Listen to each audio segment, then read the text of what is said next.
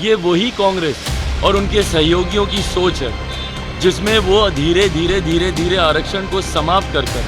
और किसी एक धर्म विशेष को आगे बढ़ाने का ये लोग सोच रख रहे हैं। जिस तरीके से ओबीसीज का हो, बैकवर्ड क्लासेस का हो, जिस तरीके से आरक्षण को छीनकर धर्म के आधार पर देने का प्रावधान कांग्रेस और उनके सहयोगियों के द्वारा किया जा रहा है।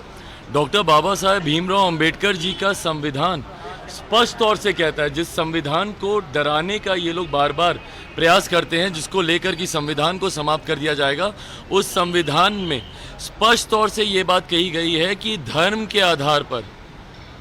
किसी रिलीजन के आधार पर कोई रिजर्वेशन नहीं हो सकता।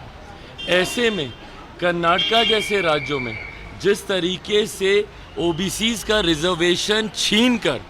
धर्म के आधार पर दूसरे लोगों को दिया जा रहा है, ये वही कांग्रेस और उनके सहयोगियों की सोच है जिसमें वो धीरे धीरे आरक्षण को समाप्त कर और किसी एक धर्म विशेष को आगे बढ़ाने का ये लोग सोच रख रहे हैं। जो इनके पूर्व प्रधानमंत्री आदरणीय मनमोहन सिंह जी के वक्तव्य में भी स्पष्ट तौर से उस वक्त कहा गया था कि देश के संसाधनों पर पहला अधिकार एक धर्म विशेष के लोगों का है। ये कांग्रेस की वही तुष्टीकरण की राजनीति है और इसको ढकने के लिए ये लोग हम लोग के ऊपर इल्ज़ाम लगाते हैं कि ये लोग आरक्षण समाप्त करेंगे, संविधान खतरे में है, जबकि हकीकत में ये तमाम कदम कांग्रेस और उनके सहयोगियों के द्वारा उठाए जा रहे हैं। जिस तरीके से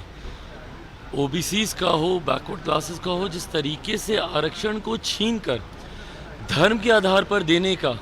प्रावधान कांग्रेस और उनके सहयोगियों के द्वारा किया जा रहा है। डॉक्टर बाबा साहेब भीमराव अंबेडकर जी का संविधान स्पष्ट तौर से कहता है, जिस संविधान को डराने का ये लोग बार बार प्रयास करते हैं, जिसको लेकर कि संविधान को समाप्त कर दिया जाएगा, उस संविधान में स्पष्ट तौर से ये बात कही गई है कि धर्म के आधार पर, किसी रिलीजन के आधार पर कोई रिजर्वेशन नहीं हो सकता। ऐसे में कर्नाटका जैसे राज्यों में जिस तरीके से ओबीसीज का रिजर्वेशन छीनकर धर्म के आधार पर दूसरे लोगों को दिया जा रहा है, ये वही कांग्रेस और उनके सहयोगियों की सोच है जिसमें वो धीरे धीरे आरक्षण को समाप्त कर